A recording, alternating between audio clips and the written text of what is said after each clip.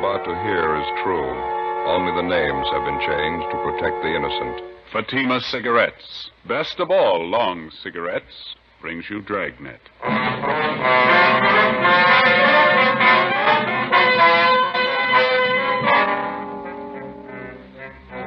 You're a detective sergeant. You're assigned to auto theft detail. A well-organized ring of car thieves begins operations in your city. It's one of the most puzzling cases you've ever encountered. Your job? Break it. You'll be amazed when you compare Fatima with other long cigarettes. You'll find they now cost the same. But in Fatima, the difference is quality. You see, Fatima is the quality king-size cigarette because it contains the finest domestic and Turkish tobaccos superbly blended. And Fatima is extra mild, with a much different, much better flavor and aroma than any other long cigarette. So compare Fatima yourself. Fatimas now cost the same as other long cigarettes, but your first puff will tell you... Ah, that's different. Yes, in Fatima, the difference is quality. Ask your dealer for Fatima, the quality king-size cigarette. Best of all long cigarettes. Start enjoying Fatima tomorrow.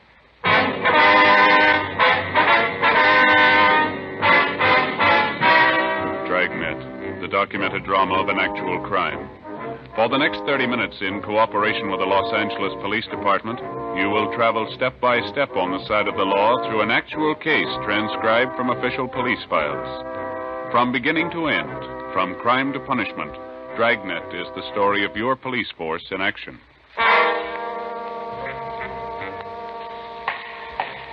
It was Monday, May 11th. It was fair in Los Angeles. We were working a day watch out of auto theft detail. My partner's Ben Romero. The boss is Captain Stilson. My name's Friday. It was 8:35 a.m. when I got to room 40, Auto Theft Division. Captain's office. Morning, Friday. Morning. Hi, Joe. Ben? You want to sit down? Thank you. I was just telling Romero here. I'm briefing all the men in the bureau on this thing. That's the reason I called you two in. Yeah. I got some figures here I want to go over with you. All right.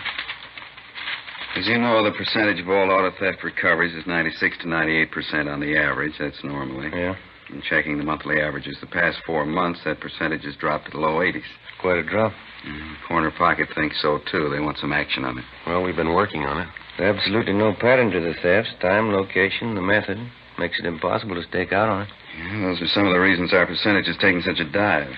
I know the problems. We all do, but we got to break this thing soon. Well, it figures we're dealing with a well-organized bunch. They know what they're doing. And cross-checking all the reports, it seems to boil down to this in general. It appears that all the outstanding thefts are GM cars. CADs, Pontiacs, Chevys, Oldsmobiles. All late models, all seem to be in good condition, low-mileage cars.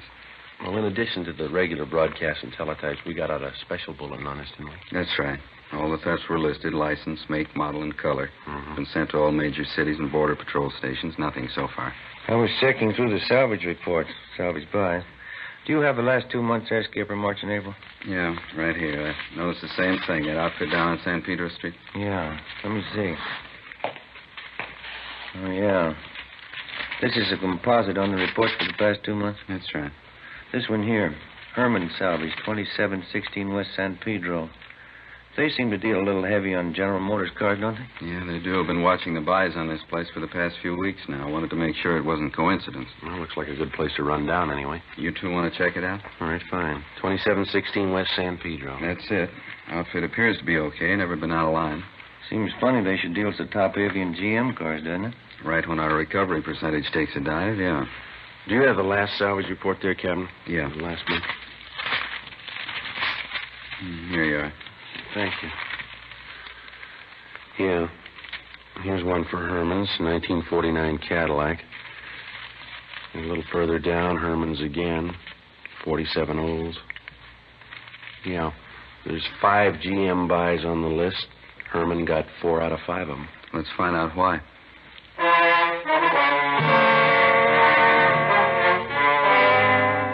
From the time an automobile is first manufactured and sold, a constant and complete record is maintained on that automobile. His certificate of ownership, the pink slip in the state of California, his certificate of registration, a white slip. These 2 slips of paper contain the information necessary for the positive identification of your car. A fact that every motorist knows. Now, there are many agencies that work for the protection and security of your automobile. One of these is the National Auto Theft Bureau, a kind of nationwide clearinghouse. Acting upon information supplied by the various insurance companies and other allied agencies, this bureau forwards all facts and figures concerning the disposition of motor vehicles on a nationwide basis. Reports are made available to all law enforcement agencies. One of the pieces of information put out by the National Auto Theft Bureau is the salvage report, listing all sales and purchases of automobiles that, for one reason or another, may have been relegated to the junkyard or to the salvage company. A fact that many motorists may not know. 9:14 a.m., Ben and I checked through the police commission and found that the owner of Herman Salvage was a Herman Lester. He had been in business at the same location for 6 years and appeared to be a reputable businessman. We drove down to 2716 West San Pedro to check it out. It was an average-looking garage with a connecting salvage yard filled with several hundred smashed-up cars of all makes and models. It was 9:32 a.m. when we walked into the garage. There's a fellow there in a white shirt. Yeah, I see him. Can I help you, gentlemen? Yes, sir. Police officers. Auto theft detail? Oh, yes. I don't believe I know you fellas. My name's Lester. This is Sergeant Friday. My name's Romero. How you do? How are you? Are you the owner here? Yeah, that's right. Hey, whatever happened to Mac and Donovan? Used to drop in once, twice a month. I haven't seen them for 2-3 weeks now. Well, they're a little busy on a special assignment. Oh, I see. All right, if we look around here? Well, you bet. Make yourselves right at home. Anything special? No, just looking. Okay. Notice you've been pretty busy, huh? Yeah, had a pretty good month. Salvage racket's going to get sour again, looks like, with the Korean War and all the cutbacks. Doesn't seem to have hit you so far. Well, no, not so far. Looks like it may tighten up any time. I noticed from our salvage report you've been doing a big business in GM merchandise. Yeah, we have. You know, they're starting to build tanks back there now. We wanted to make sure we wouldn't run short on parts. You get a lot of call for GM parts, do you? Oh, yeah, we sure do. Everybody in town knows if they need something for a Caddy or a Buick or any of those cars, this is the place to come. We kind of built up a reputation specializing in GM used parts. I see. Mind if we check your last few buys? Fine. You have a 49 Cadillac, 47 old, Pontiac 48, 1949 Chevrolet. Wonder if we might see those. Yes, sir. Right out in the yard. Back this way. All 4 of them are really bent up. Bad shape. Just breaks your heart to see beautiful merchandise like that all smashed up. I don't know what people are thinking of the way they drive. Yeah. And you take a new Caddy, one of those new convertibles, really beautiful merchandise. Somebody takes one out, rolls it, we pick it up and tow it down here. Beautiful car like that all rolled up in a ball. Georgia Street Receiving Hospital probably picked up the rear. Yeah, it was really a shame. Well, here we go. There's a Caddy. Oh, yeah. Let's see. The Olds and the Pontiac are in that row there. You see them? Yeah. And that Chevrolet, wasn't it? Yes, sir. 1949. Yeah. Oh, yeah. There she is over there. Third car down. Maroon. See it? Maroon one, yeah. Down there. Yeah. Looks like a graveyard, doesn't it? Sure does. What'll you do with all these cars? Strip them down for parts? Well, at least the 4 you're checking now, yeah. They're all total wrecks. Nothing much can be done with them except for parts. Mm-hmm. How about that Cadillac down there, the sedan? Huh? That one over there. Can't you fix that one up? That doesn't look beyond repair from here. Oh, step around the other side here. You can't see from where you're standing. Here. And the right side's all stove in. By the time you figure replacing those side panels and fenders, trim, we couldn't come out on it. Yeah, I see now. Well, I don't know too much about it, but it'll look good from over there. Yeah, that's what we get all the time. People want us to pay top prices for stuff we can't get our money out of. If we could repair them, fix them up, and resell them as a complete automobile, there'd be a lot of money in this business. You do that with some of them, don't you? Well, very few of them, I'll tell you. That's what we look for, but we don't always get lucky. Mm-hmm, I see. Say, how'd you boys like to see some really beautiful merchandise? What's that? Well, come on back in the shop. All right. Kind of a hobby of mine. Mm-hmm. Here's what keeps us busy. Plates and pink slips on their way up to Sacramento for cancellation. Uh-huh. Yeah, over this way. Here we are. Take a look at this baby. Yeah. A hot rod, huh? No, not exactly. We don't go in for that kid stuff racing around town. Well, sure looks like one. Yeah, but it's a little better than most of the kids can throw together. What'll it do? We clocked her up at Muroc at 112 last weekend. You know, they've been coming in here from all over town to see this car? That's so. Yeah. You ever get up to Muroc Dry Lake? No, I never do, but that's the place for it. Running around town on those things can cause a lot of accidents. Those drag races the kids have? Yeah. We don't go in for that stuff. This is strictly scientific as far as I'm concerned. I like to build them up, see what we can make them do. Cost a lot of money, don't they? Got $5,400 in this one right now. I'm putting more into it. Mallory ignition, milled heads, twin Wakefields. Here, let me start it up for you. Okay. 120 horses under there.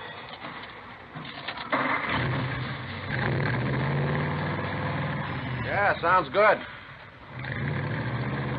Listen at that. Beautiful, isn't it? Yeah.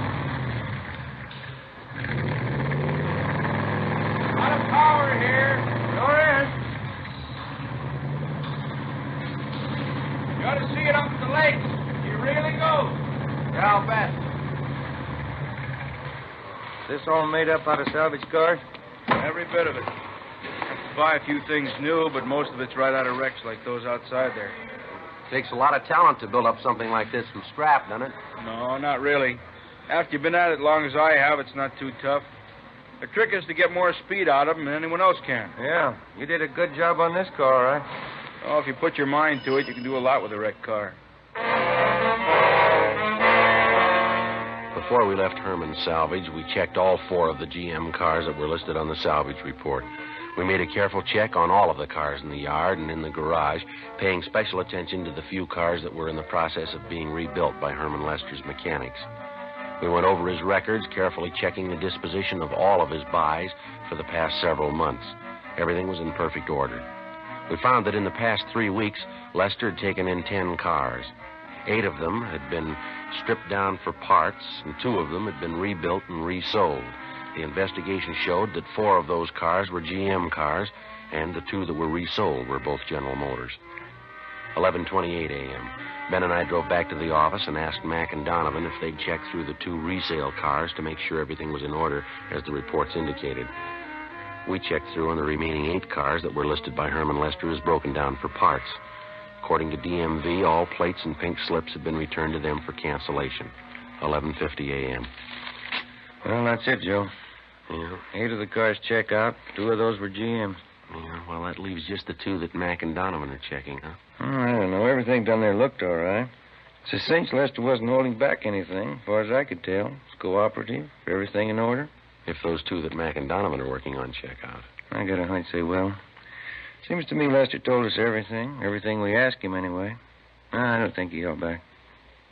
If he did, I got an idea who might be able to tell us somebody's been left out in the cold here. What are you getting at? Well, now, if Herman's been able to buy up all those GM cars, what have the other salvage dealers been doing about it? That's a thought. Let's check his competition. 12:40 p.m. We drove back down to West San Pedro Street. We picked out a group of salvage companies in the immediate neighborhood close to Herman's. 3209 West San Pedro, John's Wrecking Yard. We introduced ourselves and started to talk with the owner, a John Bacon. A routine check was made of his establishment, and as far as we could tell, everything appeared to be okay. And that's all you made, huh? Just that one buy? That's it. 1946 Ford. We're dying a slow death. Business pretty bad, huh? Never seen it worse. At least as far as we're concerned. How do you account for that, Mr. Bacon? Oh, everything, I guess. Business bad all over at the moment. Scrap metal situation's in a state of flux at the present time. In looking around, Mr. Bacon, we noticed you don't have much in the way of General Motors stuff. Is that because of GM going into war production? Any cutback would eventually affect you fellas, wouldn't it? No, not at all. Cutback would, sure, but there's no tremendous curtailment right at the present time. They're still turning out a lot of automobiles back there. Well, then what's your problem? We're being outbid right up and down the line by the same outfit. Who's that, sir? A company by the name of Herman's Salvage, just up the street there. Go out to buy a piece of merchandise, their boys just won't let us get near it. They pay more than you do, huh? More than we can, Sergeant. I honestly don't see how they're coming out on some of their deals. It's that much out of line, huh? Certainly is. You know, whenever there's anything available, all the salvage companies get their bid in. Well, Herman simply outbids all of us. Yeah, it makes it kind of rough. I'm not the only one. Pete Larkin up the street, old man Henry next door, all of us. I don't know what we can do about it. Herman seems to be doing all right, no matter what he pays for his cars. Mm-hmm. None of us can figure it out. Just judging from the number of cars he outbids us on and the number he rebuilds, I just can't see how he's coming out. But he is, huh? Figure he's laying odds on a big shortage. That's what all of us think. He's laying in a stockpile. Is that the idea? Sure. What else could it be? We continued our check on all salvage dealers, both in the neighborhood of Herman Lester's place and throughout the city. It seemed to be a fact well known to most dealers that Herman was outbidding all of them on any and all GM automobiles. The only possible explanation was that he must be trying to lay in a large stockpile of this particular make of car. 3:35 p.m. We received word from Sergeants Mack and Donovan that they had checked out the 2 remaining cars listed in Herman's books, the resales. Ben was right. They checked out with no discrepancy. During the next 10 days, the investigation continued. The theft of late-model GM cars continued with few recoveries. Suspects were arrested and questioned. We could find no connection that might lead us to an organized ring of car thieves that might be responsible for the lack of GM car recoveries. The salvage reports showed no change in Herman's buying technique. Apparently, he was still dealing heavy on the one particular make of car. Thursday, May 25th. We received a teletype from DMV listing all the salvage buy transfers. In making our usual daily check of this teletype, we noticed a 1949 Cadillac, engine number 598-77415. It had been resold from salvage to a used car lot. That's the place right up the block. Yeah, I see. Same cad we saw in Herman's salvage yard. Yeah, it's funny, isn't it? The one in particular that I asked him about, you remember? Yeah, I remember. You thought it could be fixed up. He said no. It's only been a little over 2 weeks ago, hasn't it? Yeah, I tried. Well, still doesn't prove anything. Here we are. Jake's. This is the place. Yeah, there's a cad in the front line right down there, huh? Mm-hmm. I don't see anyone around, do you? No, I don't. Well, I guess it's all right to check the engine number anyway. Yeah, I'll get the hood released. Right.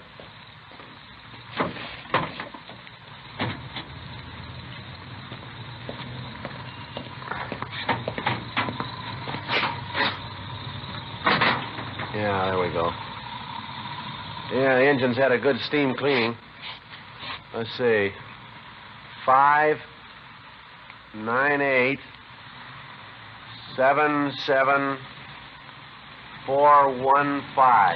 That's it. Herman sure did a nice job on it, didn't he? Yeah. Almost looks too good, doesn't it? Yeah, just a minute. Yeah.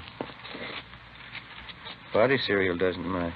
Doesn't correspond with the engine model. It's a 49 body. Could be a late 49, but it's a definite switch, isn't it? Sure is. That's funny. Yeah. Look at this right side here. This was the bad side, wasn't it? Yeah, that's right. Does it look like it's been rolled out to you? No, there's no feathering, no orange peel. Either that's the best repaint job I've ever seen, or it's never been in an accident. I'll take a look underneath. Huh? All right. Okay. Want to move your feet there? Yeah, all right. Anything? No, nothing. There's not a seam or a joint under there. No welding marks of any kind. This car's never been in a smash-up. The engine number checks, the body doesn't. And this is the one Herman couldn't fix up. That's what he said. Maybe he changed his mind. Or he lied.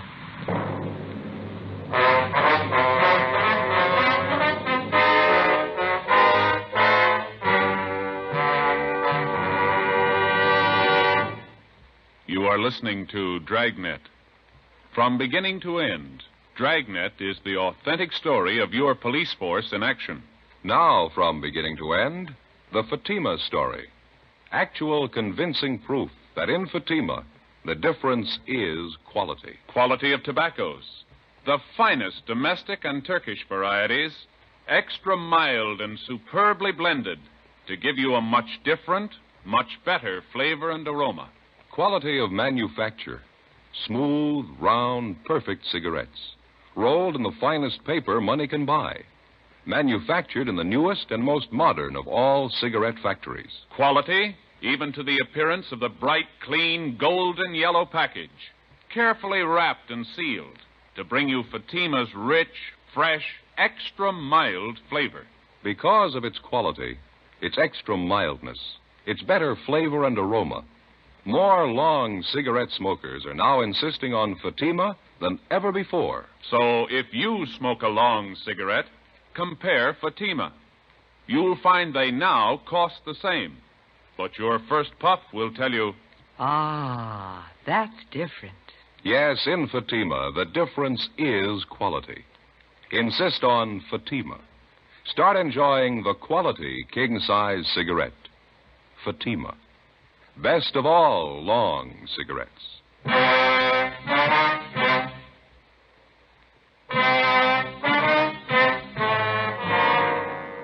1949 Cadillac, engine number 598-77415. In checking out this automobile, Ben and I had found that the engine number corresponded with the salvage report concerning Herman Lester's place.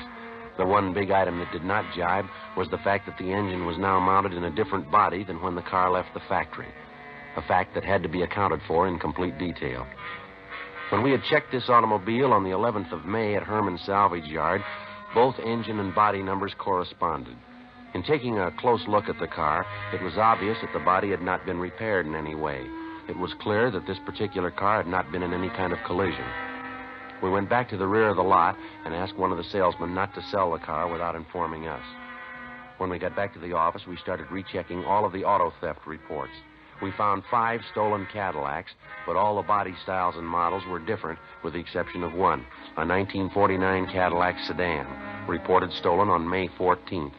It was registered in the name of William Brownell. We checked his home and found that he was at work.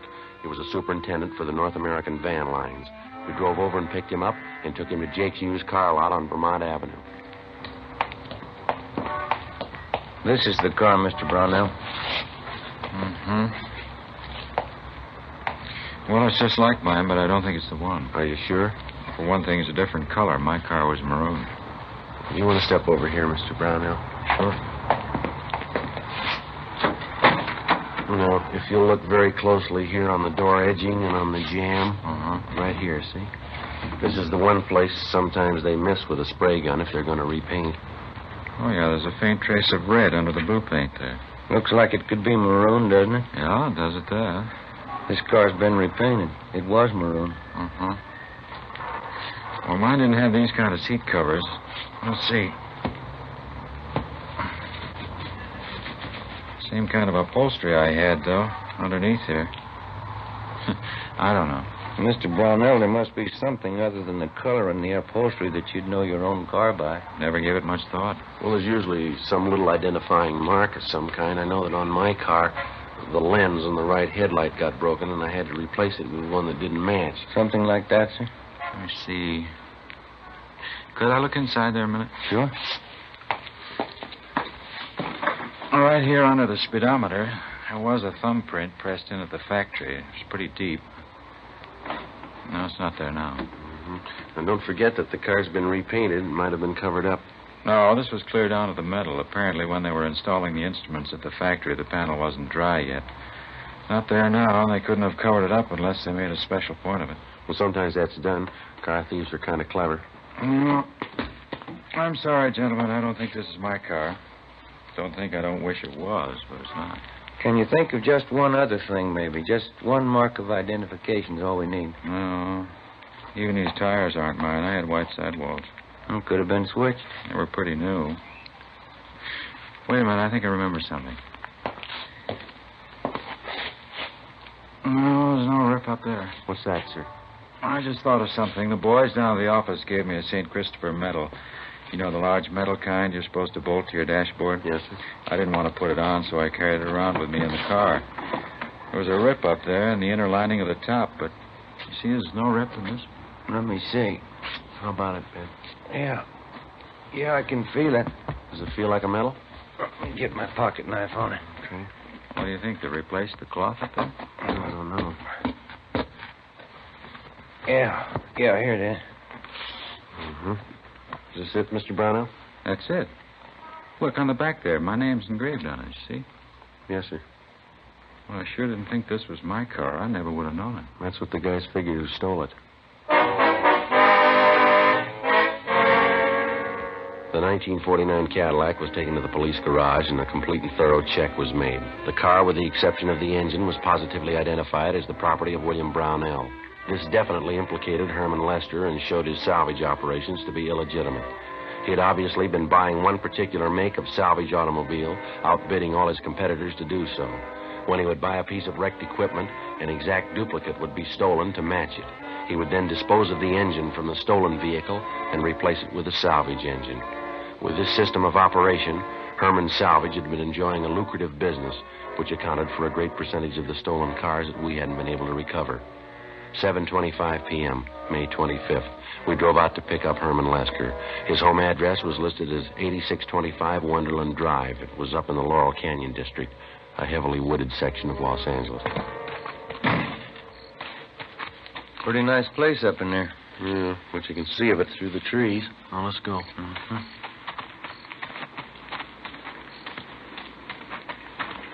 Look at that, Joe. Yeah. Looks like a 50 O's. Everything there but the engine. No plates. Mm-hmm. I didn't notice that from the street, did you? Never could have seen it from down there. Looks like a garage back up in there, doesn't it? Perfect spot. Can't see any of this from the street with all those trees. Pretty fancy layout for a home garage. Good size. Yeah. Somebody's working up in there. Yeah. Come on.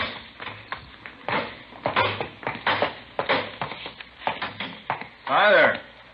Brings you fellas way up here. We want to have a little talk with you. Oh, you bet. Come on in the house. Have a cold beer, huh? No, this will be all right. Joe, you got a hot sheet? Yeah, right here. Kind of caught me by surprise here, working out in the garage. Yeah, that figures, Lester. These plates are from a stolen car. You sure? That's right. You remember a 49 Cadillac we looked at down at your place a couple of weeks ago? I'm not sure. 49 Cad? That's right. Whatever became of that car? Oh, now I remember. Yeah, I sold that car to Jake's over in Vermont. Thought you told us you couldn't fix it up. I don't remember. You sure you don't mean some other car now? No, it's the same one. You know the one we mean. Now, how about it? How about what? That was a stolen car, Lester, and you know it. That's a stolen car out there in the yard, isn't it? What's that hoist, Ben? There he goes, Joe. All right, Lester, hold it. Duck it, duck, Joe. All right, now, come on. Drop it, Lester. Drop the hammer. Go to me.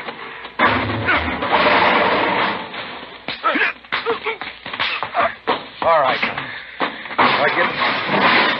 I'll get the cuffs, Joe. Oh, come on, get up on your feet. All right, come on.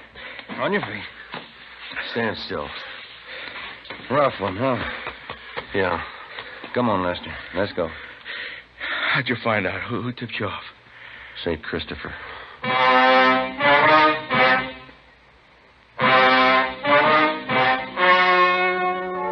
The story you've just heard was true.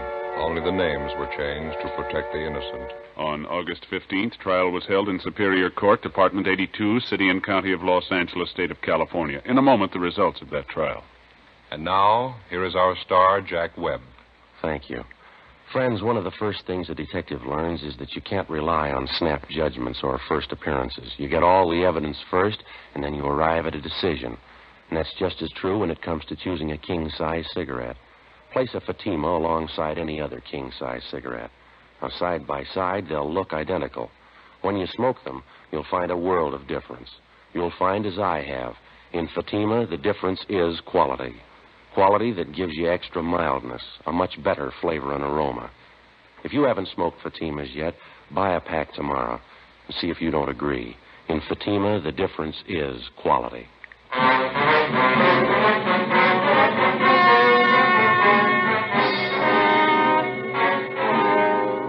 Herman W. Lester was tried and convicted on 3 counts of grand theft auto and 2 counts of grand theft money, all sentences to run consecutively. Grand theft auto is punishable by imprisonment for a term of 1 to 5 years, grand theft money by a term of 1 to 10 years. The suspect was also filed on by federal authorities for violation of the Dyer Act. You have just heard DRAGNET, a series of authentic cases from official files. Technical advice comes from the Office of Chief of Police W.H. Parker, Los Angeles Police Department. Fatima Cigarettes, best of all long cigarettes, has brought you Dragnet, portions transcribed from Los Angeles. Stay tuned for Counter Spy, next over many NBC stations.